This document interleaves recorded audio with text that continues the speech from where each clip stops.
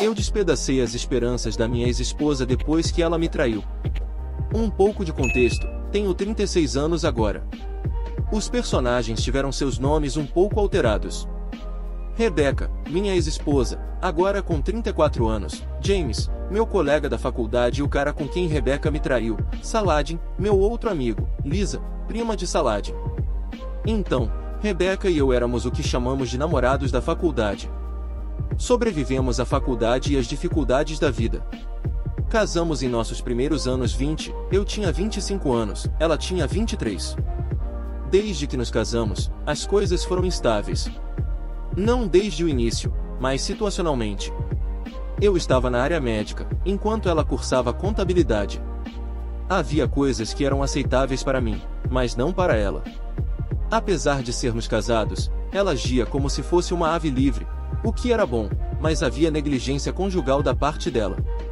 Em 2016, ela se juntou à empresa de James como contadora porque pagava bem. Eu estava feliz porque ele é um amigo meu. Lentamente, ela começou a reclamar de coisas que estavam no lugar. Ela não gostava de onde morávamos, tinha problemas com tudo que eu fazia, não gostava mais da comida que costumava gostar. Eu sou um ótimo cozinheiro e ela adorava minha comida. Nossas brigas se intensificaram a ponto de ela me chamar de nomes, dizer que eu não prestava para nada. Ela ganhava mais do que eu. Voltarei a esta parte mais tarde. A reviravolta drástica ocorreu quando Rebecca e James começaram a sair com nosso grupo de amigos em comum. Eu soube disso e parecia estranho. Confrontei os dois, e ambos disseram que foi um plano repentino e que eu estava fora do campo. Coincidentemente, aconteceu no mesmo dia em que eu estava fora da cidade. Eles podem ter planejado antecipadamente, o que não tenho certeza. 2017, o ano em que meu casamento explodiu. Eu estava certo de que havia algo errado porque meu quarto de casal se tornou um deserto. Eu estava cada vez mais paranoico, e sempre que eu tentava abordar as coisas, era rejeitado. Agora, eu não sou um santo. Constantemente eu gritava para ela me contar o que estava acontecendo porque havia algo estranho. A sua pessoa favorita raramente conversa ou faz coisas com você e ela alega que não há nada de errado. Isso parece o quê? Também foi o ano em que estávamos no auge financeiramente, pois nossas dívidas foram pagas. Meus amigos e eu decidimos abrir uma farmácia que fornecia medicamentos como empreendimento paralelo. Então, um dos amigos era Saladin. Ele propôs que celebrássemos em um pub. Quando chegamos lá, eu percebo uma garota que se parece exatamente com a Rebecca. Ela estava dançando com outro homem, e estava bastante escuro. Eu olho mais de perto, e eis que é a Rebecca e o James, dançando juntos. Isso não me incomodou muito porque, eles são amigos. Eu estava lá com meus colegas e ela estava com os dela. Mas estava me incomodando. Decido enviar uma mensagem perguntando onde ela estava. Normalmente ela estava a caminho de casa nesse horário. Ela me disse que já estava em casa. Isso foi um sinal vermelho. Eu disse a ela para parar de mentir porque ela não estava. Eu podia vê-la claramente e ela ficou paranoica, dizendo que estava a caminho. Ela saiu do pub depois. Naquela noite, perguntei a ela sobre James.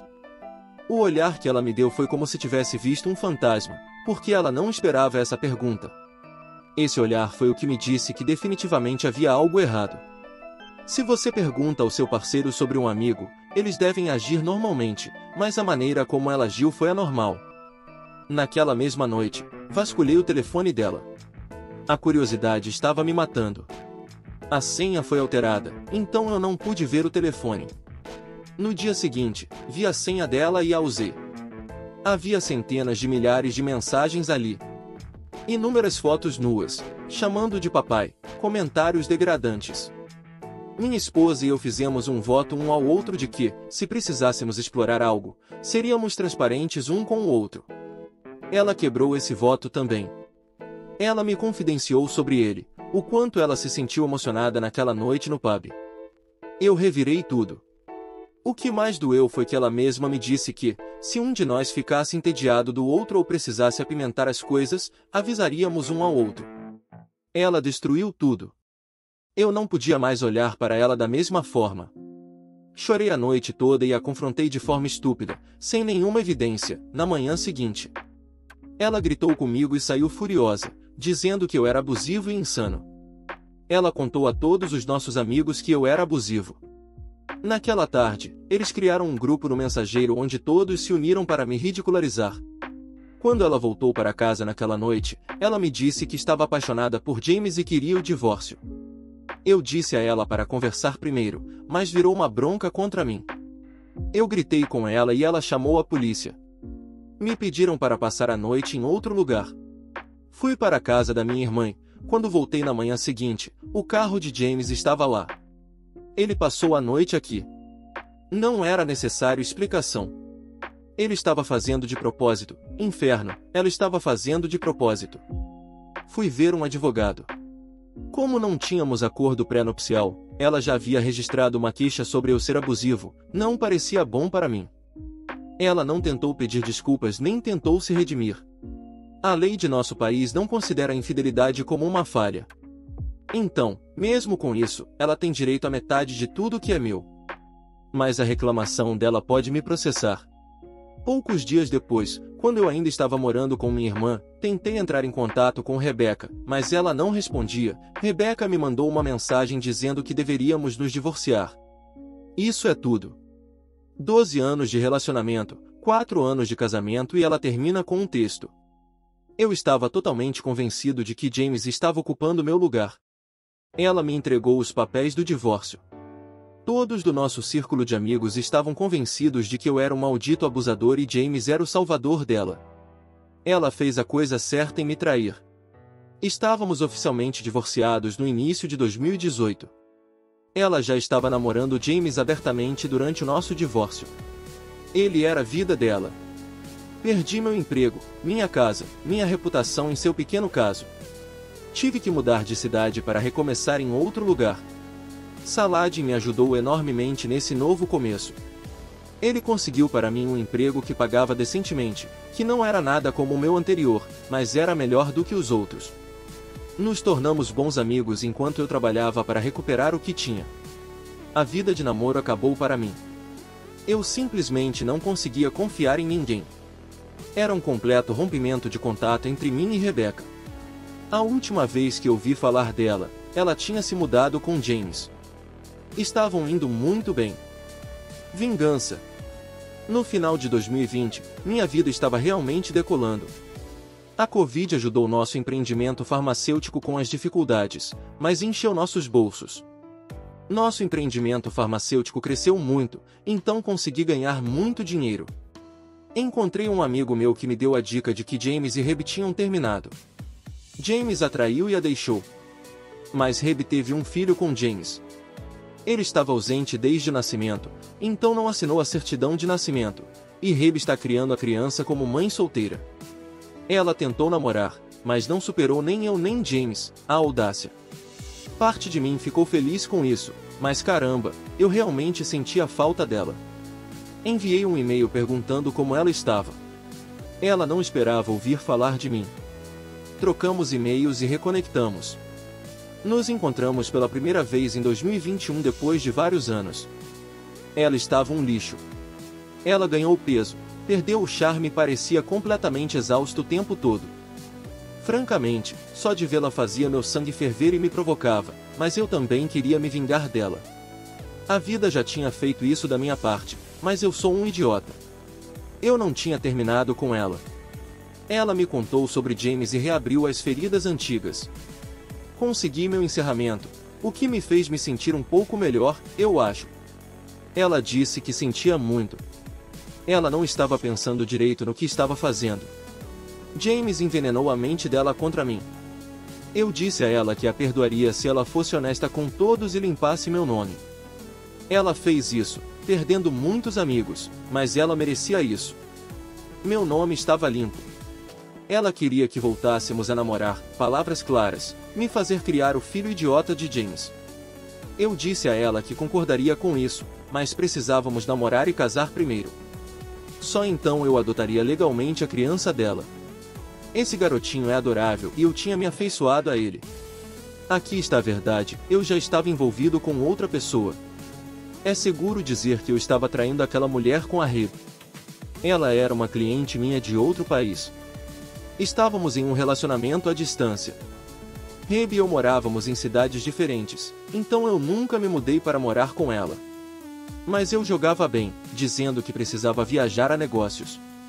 Então eu estava apenas alimentando as esperanças de Rebeca para esmagá-la como ela fez comigo. Estávamos nos envolvendo, mas sempre usando preservativos. Rebeca sentia que tinha encontrado o amor novamente.